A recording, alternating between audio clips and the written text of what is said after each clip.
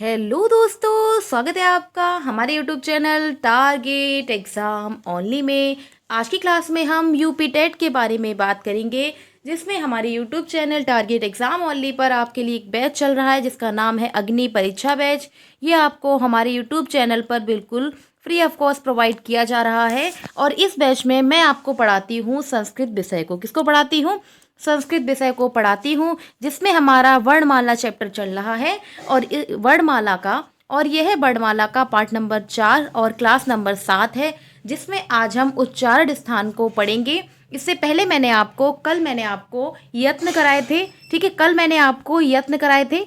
अगर आपने क्लास नहीं देखी है तो आप क्लास को ज़रूर देख लें। सभी क्लासेस की मैंने प्लेलिस्ट बना दी है, आप प्लेलिस्ट के माध्यम से सभी क्लासेस को देख सकते हैं। तो शुरू करते हैं अपनी क्लास को। और मेरी क्लास होती है शाम को 3 बजे। तो जुड़ना ना भूलें हमारे YouTube channel target exam only say. ठीक है, तो जुड़ना ना भूलें हमारे YouTube channel target exam only say. ठीक है, शुरू करते हैं अपनी क्लास। आज हम क्या देखेंगे? आज हम देखेंगे उच्चारण स्थान को। किसको देखेंगे? आज हम देखेंगे उच्चारण स्थान को, कि जो हमने कल स्वर और व्यंजन पढ़े, ठीक है, जो हमने अभी तक जो स्वर और व्यंजन पढ़े हैं, उनके उच्चारण स्थानों को देखेंगे कि उनका उच्चारण किसके माध्यम से होता है। ठीक है, तो इस सब को जानने से पहले सबसे पहले हम ये जान लेते हैं कि उच्चारण का अर्थ क्या होता है और इसकी परिभाषा क्या होती है। तो उच्चारण का अर्थ क्या होता है? तो उच्चारण का अर्थ होता है बोलने का स्थान। क्या होता है? उच्चारण का अर्थ होता है,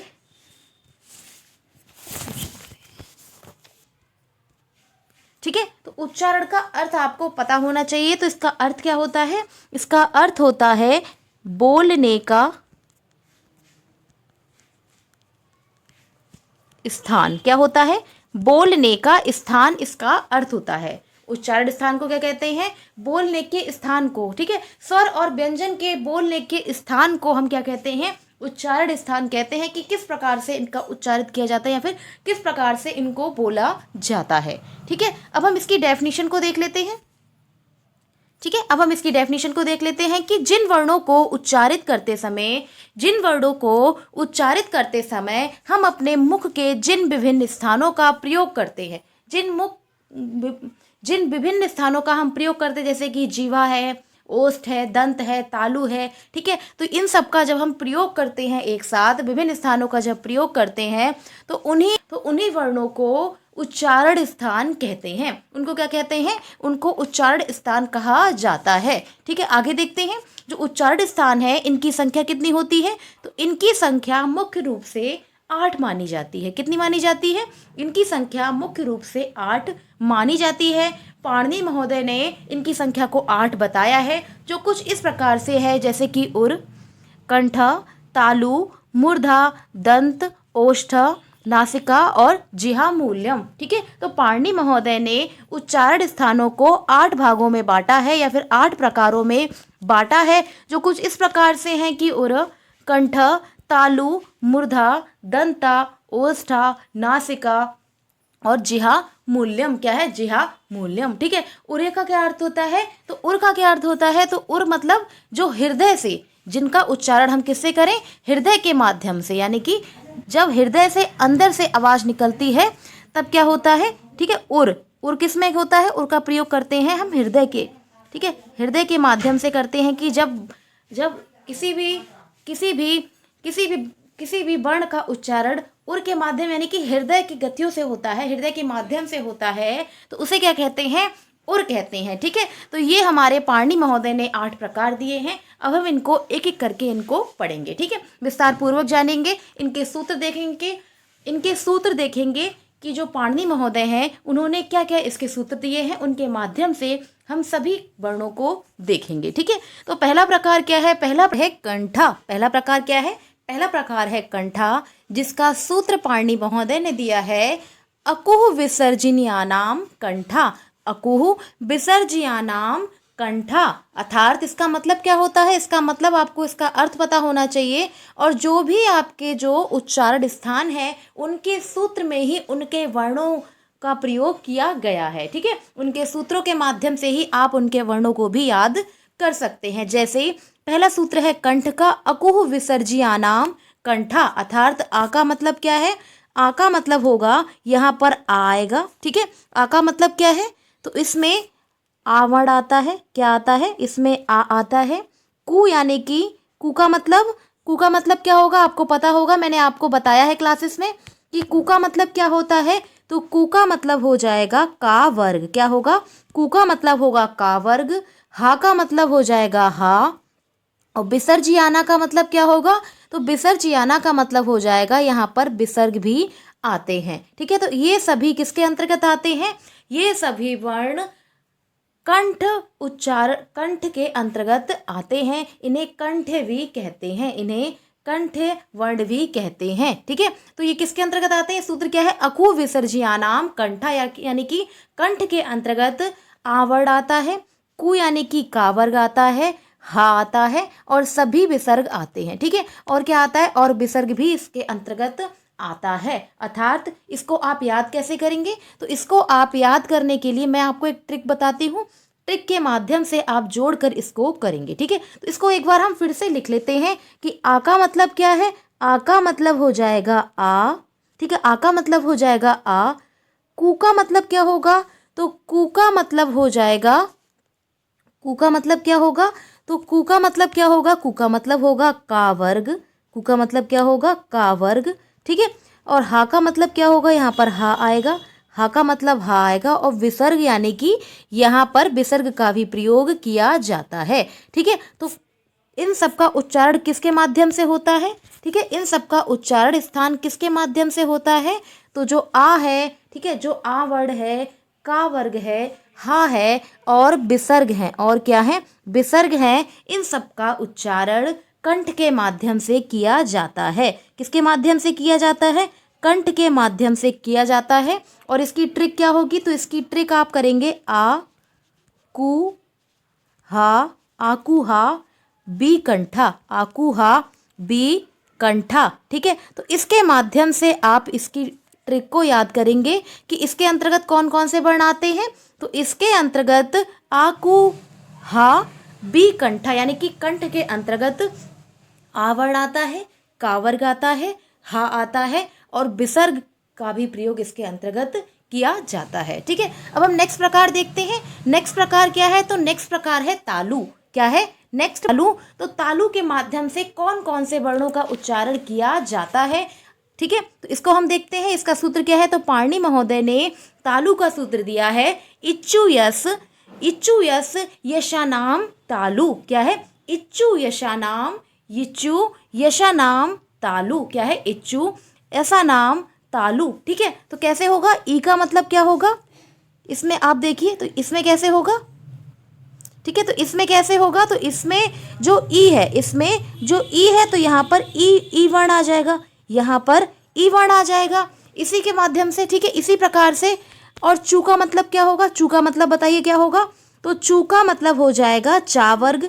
चू का मतलब क्या होगा, तो चू का मतलब हो जाएगा चा वर्ग। या यानी कि या का प्रयोग किया जाएगा, या और शा, या और शा का भी प्रयोग इसके अंतर्गत किया जाता है। ठीक है, या और शा, यानी कि आप किस प्रकार से इसको याद कर सकते हैं, जब तालु होती है, जब तालु होती है तो चम्मच भी होती है, तालु होती है तो चम्मच भी होती है, चम्मच से ही तो हम खाते हैं। ठीक है, चम्मच से ही तो हम खाते हैं।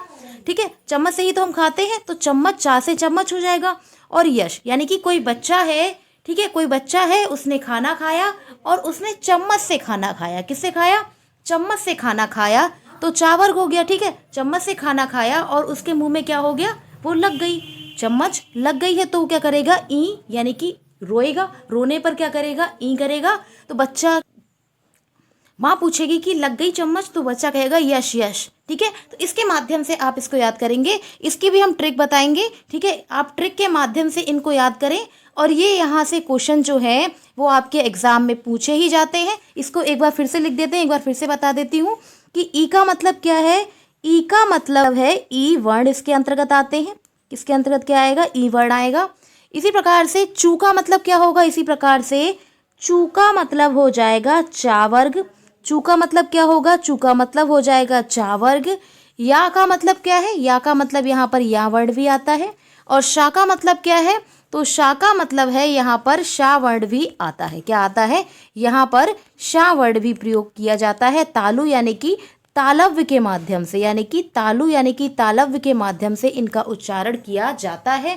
तो इसकी ट्रिक आपको पता होनी चाहिए, इसकी भी आपको ट्रिक पता होनी चाहिए। तो इसकी ट्रिक क्या होगी, इसकी ट्रिक हो जाएगी,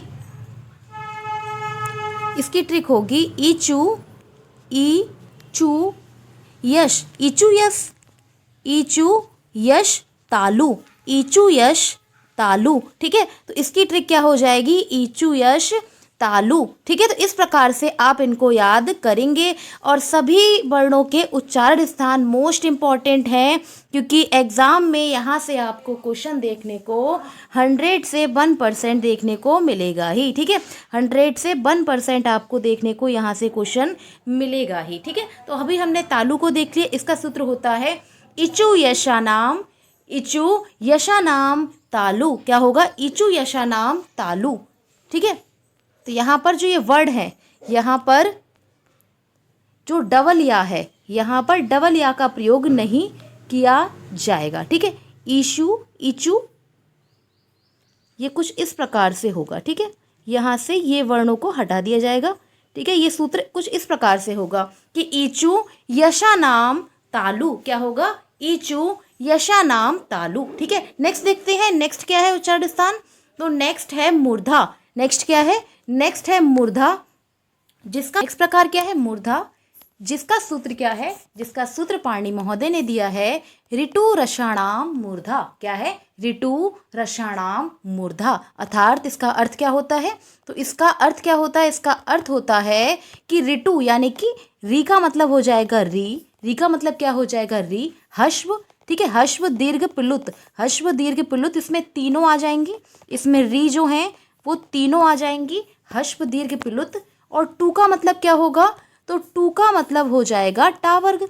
टू का मतलब क्या होगा, टू का मतलब हो जाएगा टा वर्ग। और इसमें रा, इसमें रा और शा का भी प्रयोग किया जाता है। ठीक है, रा शा टा वर्ग और री का उच्चारण स्थान क्या होता है, मूर्धा होता है। क्या होता है, ई टी का उच्चारण, ठीक है, इन सब का उच्चारण स्थान क्या होता है, मूर्धा होता है। तो इसको आप याद कैसे करेंगे, इसकी ट्रिक देख लेते हैं। तो इसकी ट्रिक हो जाएगी ऋतु, इसकी ट्रिक क्या होगी, ऋतु रस, ऋतु रस मूर्धा। क्या होगी, इसकी ट्रिक हो जाएगी ऋतु रस मूर्धा। ठीक है, तो ये इसकी क्या हो जाएगी, इसकी ट्रिक हो जाएगी कि मूर्धा का उच्चारण स्थान किस किस का करते हैं, तो मूर्धा के माध्यम से री का उच्चारण करते हैं, टा वर्ग का करते हैं, रा का करते हैं और शा का किया जाता है। ठीक है, अब हम नेक्स्ट प्रकार देखते हैं, प्रकार देखते हैं।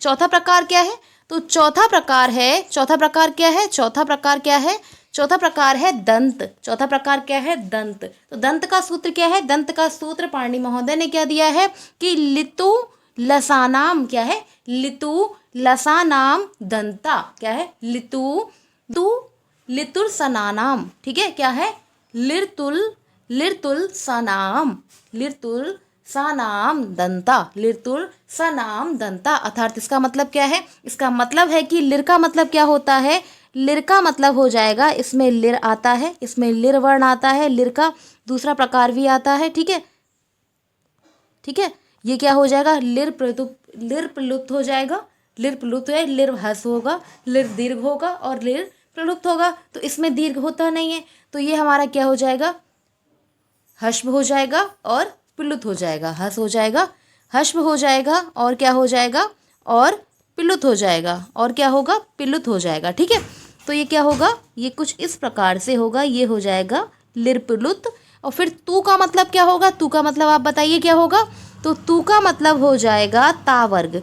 तू का मतलब क्या होगा, तू का मतलब होगा ता वर्ग। और लसज क्या होता है, लासा, यानी कि इसमें ला वर्ड भी आएगा, इसमें ला वर्ड भी आएगा और शा वर्ड भी आएगा और शा वर्ड आएगा। किसके अंतर्गत आएगा, ये सभी दंत के अंतर्गत इनका उच्चारण किया जाता है, ये सभी दंत के अंतर्गत आते हैं, यानी कि दंत के माध्यम से इनका उच्चारण किया। जैसे जैसे उदाहरण के लिए आप करें ता, ता आप खुद उच्चारित करके देखें तो आपको खुद पता चलेगा। जैसे ता, ता में क्या होता है, जो जीहा होती है वो आपकी दांतों में लगती है, जैसे ता है, ता ता है, था है, दा है, धा धा धा है, ना है, ठीक है, इसी ला है, सा है, तो ये सभी किससे उच्चारित हो रही हैं? ये दंत के माध्यम से उच्चारित हो रहे हैं। अगर आप दंत का प्रयोग नहीं करेंगे तो इनका उच्चारण नहीं कर पाएंगे, ठीक है।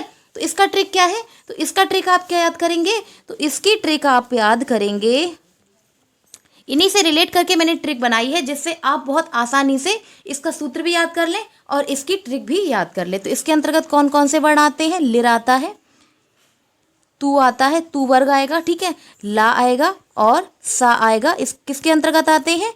तो ये सभी दंता के अंतर्गत आते हैं। किसके अंतर्गत आते हैं? ये सभी दंत के अंतर्गत आते हैं, ठीक है। तो इसकी ये क्या हो जाएगी? ये इसकी ट्रिक हो जाएगी, ठीक है। नेक्स्ट प्रकार देखते हैं। प्रकार नंबर 5 क्या है? प्रकार नंबर 5 है ओष्ठा। क्या है? प्रकार नंबर 5 क्या है? प्रकार नंबर 5 है ओष्ठा, ठीक है। अब हम ओष्ठ के माध्यम से कौन कौन से वर्णों का उच्चारण करते हैं ये देखेंगे। तो इसका सूत्र पाणिनि महोदय ने क्या दिया है? तो इस दिया है उपुपद्यमाम, ठीक है। क्या है? ठीक है, इसका सूत्र क्या दिया? इसका सूत्र पाणिनि महोदय ने दिया है उपुपद्मानीय नाम, ठीक है। क्या सूत्र दिया? सूत्र दिया है उपुपद्मानीय नाम ओष्ठ। क्या है? उपुपद्मानीय नाम ओष्ठ, ठीक है। तो इसके अंतर्गत कौन कौन से वर्ण आते हैं कि जिनका उच्चारण हम ओष्ठ के माध्यम से करते हैं? वो कौन कौन से वर्ण होते हैं? तो कौन कौन से वर्ण होते हैं? एक होता है उ। पहला क्या है? पहला है उवर्ण। पहला क्या है? उवर्ण, ठीक है, उवर्ण हो जाएगा इसके अंतर्गत। उसके बाद पू का मतलब क्या होगा? इसके बाद पू का मतलब क्या होगा? तो पू का मतलब हो जाएगा पा वर्ग। पू का मतलब क्या होगा? तो पू का मतलब हो जाएगा पा वर्ग, ठीक है। क्या होगा? पा वर्ग। और इसके बाद क्या है? उपध्यमान। क्या है? उपध्यमानीय नाम, ठीक है। तो उपध्यमानीय नाम, ठीक है। तो यहाँ पर क्या होगा? उपध्यमानीय। क्या है? उपध्यमानीय, ठीक है। तो इनको मैंने आपको पढ़ाया था, इनको मैंने क्लास नंबर 4 में पढ़ाया था कि उपध्यमानीय क्या होते हैं। इनको मैंने आपको बताया था कि क्या होते हैं, कि जिनमें आधे विसर्ग का प्रयोग किया जाता है। जब पा और फा के आगे आधे विसर्ग का प्रयोग किया जाता है तो उनको क्या कहते हैं? उनको उपध्यमानीय कहते हैं। क्या कहते हैं? उन्हें उपध्यमानीय कहते हैं। और ये किसके अंतर्गत आते हैं? तो ये अयोगवाह के अंतर्गत आते हैं। ये अयोगवाह का ही एक प्रकार होते हैं, जिसे मैंने आपको बताया था कि अयोगवाह मुख्य रूप से 4 प्रकार के होते हैं। अनुस्वार, विसर्ग, उपध्यमान्याम, क्या है? उपध्यमानीय, क्या है? उपध्यमानीय। और क्या है? चौथा प्रकार क्या है? चौथा प्रकार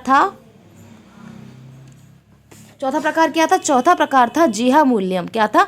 चौथा प्रकार था जीहा मूल्यम, ठीक है। तो अयोग भाग को मैंने आपके लिए, ठीक है, अयोग भाग को हमने 4 भागों में बांटा था, जो कुछ किस प्रकार से थे कि पहला प्रकार था अनुसार, दूसरा था विसर्ग, तीसरा उपाधमानीय और चौथा था जीहा मूल्यम, ठीक है। तो इसमें जो ओष्ठ का उच्चारण स्थान है, ओष्ठ के माध्यम से किन किन वर्णों का उच्चारण करते हैं? तो ओष्ठ के माध्यम से उ वर्ग का करते हैं, उ वर्ण का करते हैं, ठीक है, उ वर्ण का करते हैं। और किसका करते हैं? पु वर्ग यानी कि पा वर्ग का करते हैं। पा वर्ग का भी उच्चारण स्थान ओष्ठ के माध्यम से किया जाता है। और इसके साथ साथ ही उपध्यमानीय, क्या है? उपध्यमानीय, क्या है? उपध्यमानीय, जिसके अंतर्गत क्या आता है? जब पा और फा के आगे अर्ध विसर्ग, ठीक है, जब पा और फा के आगे अर्ध विसर्ग का प्रयोग किया जाता है। विसर्ग कुछ इस प्रकार से होता है, अगर इनको बीच से काट देंगे तो कुछ इस प्रकार से इनका प्रयोग किया जाएगा, ठीक है। तो इनको क्या कहते हैं? तो इन वर्णों को उपध्यमानीय कहते हैं। क्या कहते हैं? उपध्यमानीय कहते हैं, ठीक है। तो इसकी ट्रिक क्या होगी? इसकी ट्रिक आप किस प्रकार से याद करेंगे? तो इसको आप ऐसे याद कर सकते हैं कि उपु उपध्यमानीय, ठीक है। कैसे कर सकते हैं? उ पु या फिर उपा उपध्यमानीय, ठीक है। तो इस प्रकार से इसको याद कर सकते हैं, ठीक है। तो आपने देखा कि ओष्ठ का उच्चारण स्थान क्या है? ओष्ठ के अंदर, ठीक है, आपने देखा कि ऊ का उच्चारण स्थान क्या है? ऊ का उच्चारण स्थान है ओष्ठ। ऊ और पा वर्ग और उपध्यमान्य को हम ओष्ठ के माध्यम से उसका उच्चारण करते हैं, यानी कि बोलते हैं, ठीक है। अब छठा प्रकार देखते हैं। छठा प्रकार क्या है? तो छठा प्रकार है यमंगणनाम नासिका चा। नासिका चा, यानी कि जिनका उच्चारण नाक के द्वारा, नासिका चा यानी कि नाक और मुख के माध्यम से किया जाता है। जिनका उच्चारण नाक और किससे और मुख के माध्यम से किया जाता है, तो उन वर्णों को क्या कहते हैं? उन वर्णों को कहते हैं यामंगणनम। क्या कहते हैं? यमंगणनम। क्या कहते हैं? यमंगणनम। इनको पंचमाक्षर भी कहते हैं। ये जो वर्ड होते हैं वो पंचमाक्षर कहलाते हैं। क्या कहलाते हैं? जब संयुक्त व्यंजन का जो 5वां वर्ड होता है, हर वर्ग का 5वां वर्ड क्या कहलाता है? पंचमाक्षर कहलाता है। और इनका उच्चारण किसके माध्यम से करते हैं? तो इनका उच्चारण स्थान होता है नाक और मुख के माध्यम से। नाक और मुख के माध्यम से, तो क्या कहते हैं इसको? नासिका चा कहते हैं। क्या कहते हैं? नासिका चा, यानी कि नाक और मुख के माध्यम से जिनका उच्चारण किया जाता है वो वर्ण होते हैं यामंगणनम। क्या होते हैं? यामंगणनम। तो इसको हम विस्तार पूर्वक जानते हैं। ठीक है, इस अंतर्गत कौन कौन से वर्ण आते हैं? तो छठा प्रकार हमारा क्या है? छठा है यामंगणनम। यामंगणनाना। क्या सूत्र है? छठा सूत्र है यामंगणना। ठीक है, छठा सूत्र है यामंगणनानाम नासिका चा। क्या है? नासिका चा। ठीक है, तो इसके अंतर्गत कौन कौन से वर्ण आते हैं? तो इसको हम देखते हैं। इसके अंतर्गत कौन कौन? तो इसके अंतर्गत यम आता है। यम यानी कि यहाँ कहते हैं जिसका उच्चारण हम तालु। ठीक है, तो इसमें कौन कौन से वर्ण आते हैं? तो इसमें पहला वर्ण आता है इया। पहला वर्ण क्या आता है? इया, जिसका उच्चारण हम तालु, जिसका उच्चारण हम तालु और नाक के माध्यम से करते हैं। किसके माध्यम से करते हैं? तालु और नाक के माध्यम से करते हैं। ठीक है, दूसरा क्या है? दूसरा है माँ। दूसरा क्या है? दूसरा है माँ, जिसका उच्चारण ओष्ठ, जिसका उच्चारण ओष्ठ और नाक के माध्यम से करते हैं। किसके माध्यम से करते हैं? ओष्ठ और नाक के माध्यम से करते हैं। इसी प्रकार से थर्ड है। थर्ड क्या है? इया। ठीक, अंग। अंगा क्या है? तो अंगा को हम मूर्धा। ठीक है, अंगा। थर्ड क्या है? थर्ड है अंगा। फोर्थ है अणा। फोर्थ क्या है? अणा, जिसका उच्चारण किसके माध्यम से किया जाता है? जिसका उच्चारण मूर्धा और नाक के माध्यम से किया जाता है। किसके माध्यम से? मूर्धा और नाक के माध्यम से किया जाता है। ठीक है, नासिका चा है ना, तो वे वर्ड जो नाक के माध्यम से बोले जाए, नाक और मुख के माध्यम से। नाक और मुख। मुख के अंतर्गत क्या क्या आ गया? तो मुख में क्या होता है? तालु भी होती है, ओष्ठ होता है, मूर्धा होती है, दंत होते हैं। तो ये सभी क्या होते हैं? ये सभी मुख के अंतर्गत आ जाएंगे। और उसके बाद लास्ट क्या है? लास्ट है ना। लास्ट क्या है? ना, जिसका उच्चारण स्थान क्या है? दंत और नाक। दंत और नाक। ठीक है, दंत और नाक। तो यमंगणनाम, यमंगणना, जो ये इनका उच्चारण किसके माध्यम से करते हैं? नासिका और मुख के माध्यम से किया जाता है। इया का उच्चारण तालु और नाक होता है। माँ का ओष्ठ और नाक होता है। अणा का मूर्धा नाक होता है। और ना वर्ण का दंत और नाक होता है। ठीक है, तो अभी हमने छठा प्रकार क्या देखा? छठा प्रकार हमने देखा, छठा प्रकार देखा यमंगणना नासिका चा। यमंगणना नासिका चा। अब हम इसकी डेफिनेशन को देखेंगे।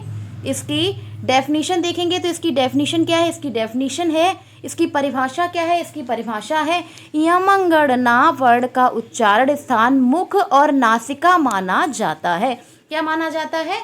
मुख और नासिका माना जाता है। ठीक है, मुख के अंतर्गत कंठ है, तालु है, मूर्धा है, ओष्ठ, ये सभी वर्ण आते हैं। ठीक है, कंठ है, तालु है, मूर्धा है, ओष्ठ। जैसे कि यहाँ अंगा है, अंगा है, तो इसका क्या होगा? इसका होगा कंठ और नाक। इसका क्या होगा? इसका होगा कंठ और नाक। ठीक है, तो इसके माध्यम से आप इनको याद करें। आप जितना विस्तार पूर्वक चीज़ों को जानेंगे तो उतना अच्छे से आप उनको समझ पाएंगे। ठीक है, आप उनको उतना अच्छे से समझ पाएंगे। इसके अंतर्गत क्या आ गया? इसके अंतर्गत नाक आ गई।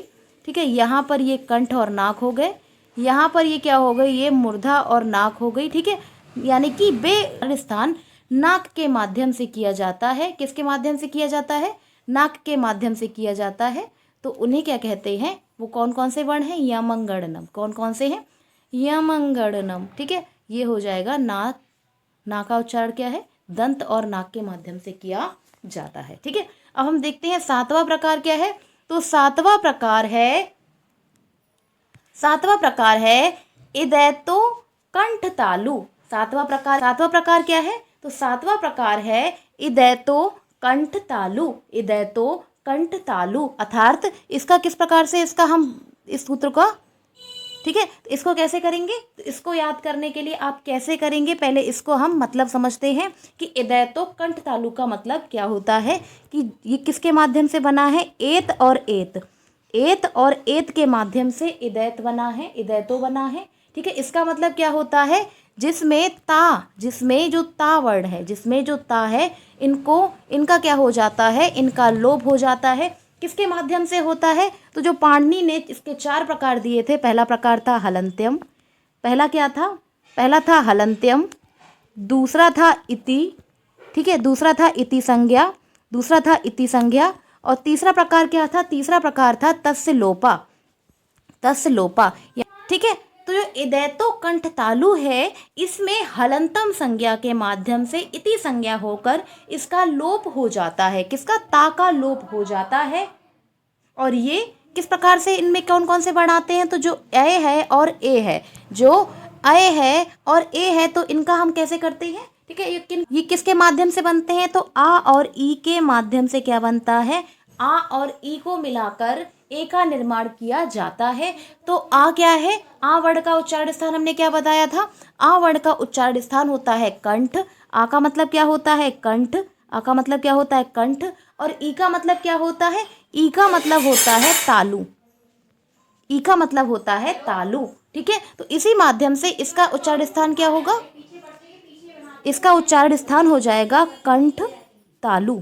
क्या होगा? इसका उच्चारण स्थान हो जाएगा कंठ तालु, ठीक है। तो इसको एक बार हम फिर से बता देते हैं आपको कि किस प्रकार से आपको इनको याद करना है कि जो सूत्र है इदैतो कंठ तालु, क्या है? इदैतो कंठ तालु। इसको विच्छेद करेंगे तो ये एत और एत में परिवर्तित हो जाएगा, जिसमें से इसका जो ता है वो हलंतम संज्ञा इति संज्ञा का लोप होकर इसका लोप यानी कि हटा दिया जाएगा। और जो ए का निर्माण होता है वो आ और ई के मिलाने से होता है। और आ और ई मिलाकर क्या बनता है? आ का उच्चारण स्थान कंठ होता है और ई का उच्चारण स्थान क्या होता है? ई का उच्चारण स्थान होता है तालु। तो इसको आप याद कैसे करेंगे? तो इसके याद करने की ट्रिक को देख लेते हैं अब हम, ठीक है, ठीक है। तो इसका उच्चारण स्थान क्या होगा?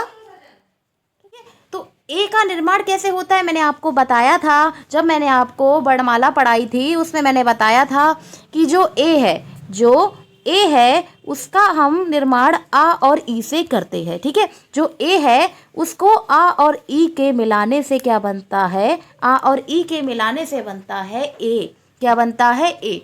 तो जो आ है, ठीक है, जो आ है इसका उच्चारण स्थान क्या है? तो इसका उच्चारण स्थान है कंठ, ठीक है। इसका उच्चारण स्थान क्या है? तो इसका उच्चारण स्थान है कंठ। इसका निर्माण आ और ई के माध्यम से किया जाता है। आ का उच्चारण स्थान कंठ होता है और ई का उच्चारण स्थान क्या होता है? और ई का उच्चारण स्थान क्या होता है? तो ई का उच्चारण स्थान होता है तालु। ई का उच्चारण स्थान क्या होता है? तो ई का उच्चारण स्थान होता है तालु। तो इसका उच्चारण स्थान क्या होगा? इसका उच्चारण स्थान होगा, ए का उच्चारण स्थान होगा कंठ तालु। क्या होगा? कंठ तालु, ठीक है, ठीक है। तो इसकी ट्रिक आप कैसे याद कर सकते हैं? इसको आप याद कर सकते हैं, कैसे याद करेंगे? तो इसकी ट्रिक बन जाएगी कंठ तालु ए ऐ, क्या होगी? इसकी ट्रिक होगी ए ऐ कंठ तालु। क्या होगी? ए ऐ कंठ तालु, ठीक है। तो इस प्रकार से इसकी ट्रिक का निर्माण किया जाएगा, ठीक है। तो इसके माध्यम से आप ऐसे याद कर लेंगे कि जब आ और ई मिलते हैं तब क्या बनता है? ए का निर्माण किया जाता है। आ का उच्चारण स्थान क्या होता है? आ का उच्चारण स्थान होता है कंठ और ई का उच्चारण स्थान होता है तालु। ई का उच्चारण स्थान क्या होता है? तालु होता है, ठीक है। अब हम नेक्स्ट प्रकार देखेंगे। 8वां प्रकार क्या है? तो 8वां प्रकार है कंठ ओष्ठ। क्या है? 8वां प्रकार है कंठ ओष्ठ। क्या है? कंठ ओष्ठ, ठीक है। तो इसका सूत्र है ओदैतोम ओष्ठम। क्या है? ओदैतो ओष्ठम अर्थात इसका हम कैसे इसको हम किस प्रकार से पढ़ेंगे? जो उदैतो कंठोष्ठ है सूत्र, ठीक है, ये सूत्र क्या है? उदैतो कंठोष्ठ, ठीक है, ये सूत्र है। तो इसका हम कैसे करेंगे? तो इसको हम ओत और ओत करके लिख लेंगे, ठीक है। जो उदैतो है इसको हम कैसे, ये किस किस से मिलकर बना है? तो जो ओदैतो है, वो दैतो जो है वो ओत और ओत से मिलकर बना है, ओत और औत से मिलकर, ठीक है। तो इसमें भी हलंतम संज्ञा, इसमें भी पाणिनि ने जो सूत्र दिए थे तो उसके माध्यम से इनका लोप हो जाएगा। हलंतम इत संज्ञा, हलंत्यम इत संज्ञा और तस्य लोपा के इन तीनों के माध्यम से इसके ता का लोप हो जाता है। इस सूत्र के माध्यम से इसके ता का लोप हो जाता है, ठीक है। तो इसको आप कैसे याद करेंगे, ठीक है, तो इसको कैसे करना है आपको याद। तो आपको पता होगा जो ओ है, तो ओ का निर्माण होता है आ और ऊ से। किससे होता है, आ और ऊ से इसका निर्माण किया जाता है। किससे, आ और ऊ के माध्यम से इसका निर्माण किया जाता है। आ का मतलब क्या होगा, कंठ, और ऊ का मतलब हो जाएगा ओष्ठ। ऊ आप बोल के देखिए तो किसके माध्यम से होगा, ओष्ठ के माध्यम से होगा। तो इसका उच्चारण स्थान क्या होगा, तो इसका उच्चारण स्थान हो जाएगा कंठ ओष्ठ। क्या होगा, इसका उच्चारण स्थान हो जाएगा कंठ ओष्ठ, ठीक है। इसका उच्चारण स्थान हो जाएगा कंठ ओष्ठ, ठीक है, कंठ ओष्ठ। तो इसका सूत्र है उदैतो कंठ ओष्ठम, यानी कि ओत और औत से मिलकर उदैतो बना है। जिसकी जो ता है, जिसका जो ता वर्ड है वो हलंतम सूत्र, पाणिनि के 3 सूत्र है, हलंत्यम इति संज्ञा तस्य लोपा के माध्यम से इसका लोप हो जाता है, ठीक है। अब नवा प्रकार देखेंगे। नवा प्रकार क्या है, नवा प्रकार है बकारस्य दंतौष्ठम। क्या है, बकारस्य दंतौष्ठम, अर्थात इसका मतलब क्या होगा, जो वा है, वाह। इसका उच्चारण कैसे करते हैं, तो इसका उच्चारण दंत और ओष्ठ के माध्यम से किया जाता है। किसके माध्यम से किया जाता है, दंत और ओष्ठ के माध्यम से इसका उच्चारण किया जाता है। जैसे कि बा को आप उच्चारित करके देखें, बोल कर देखें कि वाह, कैसे करेंगे, वाह। जब दांत और ओष्ठ दोनों का प्रयोग होता है तब वाह का प्रयोग होता है। इसका सूत्र होता है बकारस्य दंतौष्ठम। क्या है, बकारस्य दंतौष्ठम, अर्थात इसकी परिभाषा क्या होगी, तो इसकी परिभाषा होगी बा का उच्चारण स्थान दंत और ओष्ठ को माना जाता है। क्या माना जाता है, कि वाह का उच्चारण स्थान दंत ओष्ठ माना जाता है, ठीक है।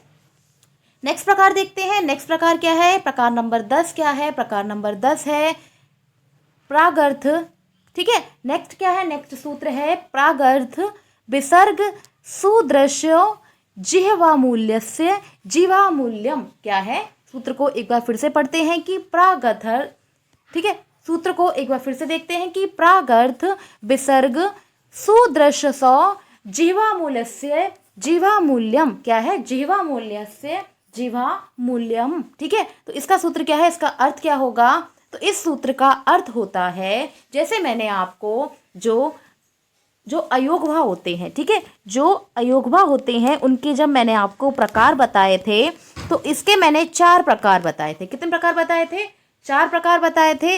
एक था अंग, दूसरा था आहा यानी कि विसर्ग, तीसरा था उपाध्य मूल्य, तीसरा क्या था, उपाधमानीय, ठीक है, तीसरा क्या था, उपाधमानीय, और चौथा प्रकार था जिहा मूल्यम। चौथा प्रकार क्या था,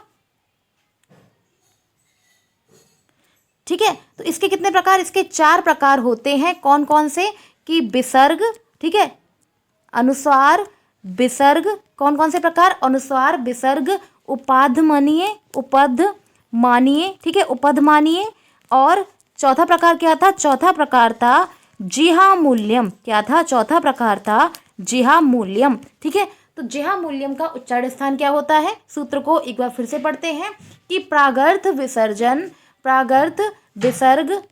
विसर्ग सुदृश्य सौ जिहा मूल्यस्य। क्या है, जिहा मूल्यस्य जिहा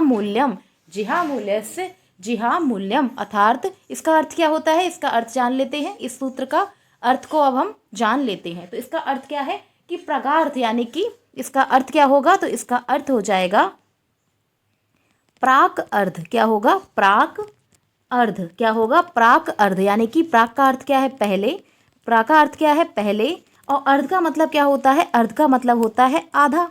अर्ध का मतलब क्या होता है, अर्ध का मतलब होता है आधा, और विसर्ग क्या है, आधा विसर्ग। ठीक है, विसर्ग क्या हो, इसका विसर्ग का क्या मतलब होगा, यानी कि पहले आधा विसर्ग। क्या होगा, पहले आधा विसर्ग।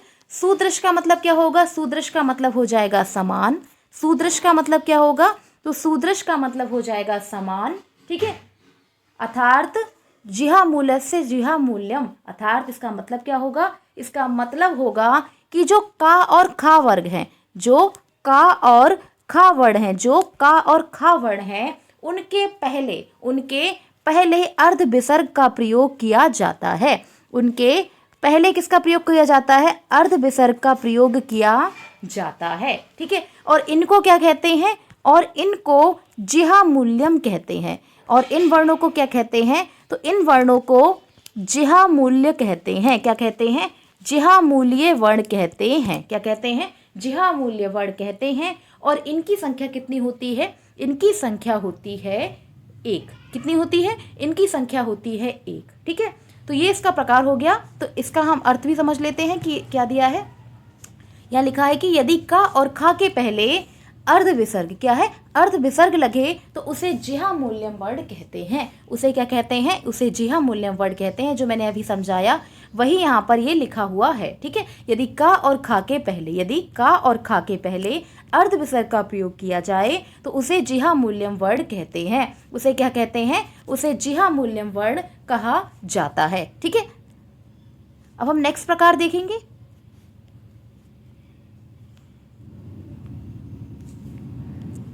ठीक है, अब हम नेक्स्ट प्रकार देखेंगे। नेक्स्ट प्रकार क्या है, प्रकार नंबर 10, जिसका सूत्र क्या है,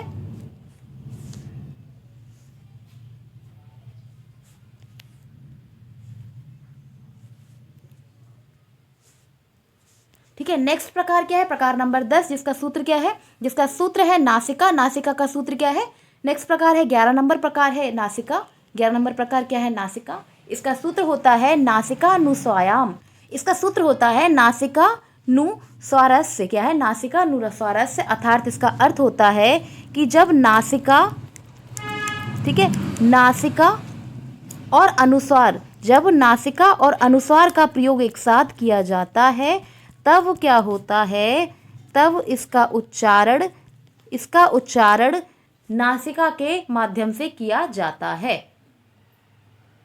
ठीक है, तब इसका उच्चारण नासिका के माध्यम से किया जाता है। उदाहरण के लिए कैसे याद करना होगा, इसको एक बार फिर से बता देती हूँ मैं आपको कि जो नासिका है उसका सूत्र होता है नासिका अनुस्वारस्य। क्या है, नासिका अनुस्वारस्य, यानी कि ये किससे मिलकर बना है, तो ये मिलकर बना है नासिका और अनुस्वार से, और अनुस्वार से। ठीक है, नासिका अनुस्वार से मिलकर बना है। उदाहरण देख लेते हैं। तो इसकी परिभाषा क्या है, पहले इसकी परिभाषा देखते हैं, उसके बाद इसका उदाहरण देखेंगे। तो इसकी परिभाषा है कि अनुस्वार का उच्चारण स्थान नासिका माना जाता है। किसका, अनुस्वार का उच्चारण स्थान नासिका को माना जाता है। अर्थात उदाहरण के लिए देखते हैं। ठीक है, इसका उदाहरण है रामा रमेशा सुरेशा भजे। क्या है, रामा, जो माँ के ऊपर बिंदी लगी है, जो माँ के ऊपर बिंदी लगी है, उसी को क्या कहते हैं, उसी को कहते हैं अनुस्वार। उसी को क्या कहते हैं, उसी को कहा जाता है अनुस्वार। तो उदाहरण क्या है, उदाहरण है रामा रमेशा सुरेशाम भजे। रामम रमेशाम सुरेशाम भजे। कृष्णम गोपालम गोविंदम हरे। क्या है, कृष्णम गोपालम गोविंदम हरे। ठीक है, तो ये क्या हो जाएगा, ये हमारा लास्ट प्रकार हो जाएगा, जिसमें अभी हमने देखा कि नासिका का उच्चारण स्थान किसका होता है, तो नासिका का उच्चारण स्थान अनुस्वार का होता है। अनुस्वार का उच्चारण स्थान क्या होता है, अनुस्वार को नासिका के माध्यम से उच्चारित किया जाता है। ठीक है, तो एक क्वेश्चन देख लेते हैं। एक क्वेश्चन क्या है, एक क्वेश्चन है कि जो संस्कृत में अयोग वहाँ है। एक क्वेश्चन हम देख लेते हैं कि मैंने जो अभी आपको बताया भी है और इससे पहले मैं पढ़ा भी चुकी हूँ, तो उसी क्वेश्चन को पूछते हैं कि संस्कृत में, ठीक है, कि संस्कृत में अयोगवाह, संस्कृत में अयोगवाहों को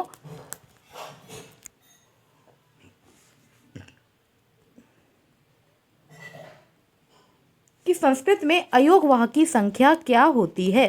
संस्कृत में अयोगवाह की संख्या बताएं। संख्या कितनी होती है? ऑप्शन ए क्या है?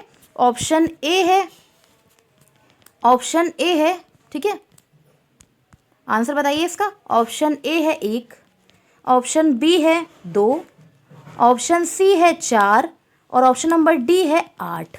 तो क्वेश्चन नंबर, ठीक है, तो क्वेश्चन का आंसर बताइए कि संस्कृत में अयोगवाह कितने होते हैं? संस्कृत में अयोगवाह कितने होते हैं? तो संस्कृत में अयोगवाह 4 प्रकार के होते हैं, ठीक है। कितने प्रकार के होते हैं? 4 प्रकार के होते हैं, जबकि हिंदी में अयोगवाह 2 प्रकार के होते हैं, ठीक है। तो इसके नाम आपको पता होने चाहिए, तो इसके नाम भी देख लेते हैं। तो इसका नाम, पहला प्रकार क्या होगा? पहला प्रकार होगा अनुस्वार।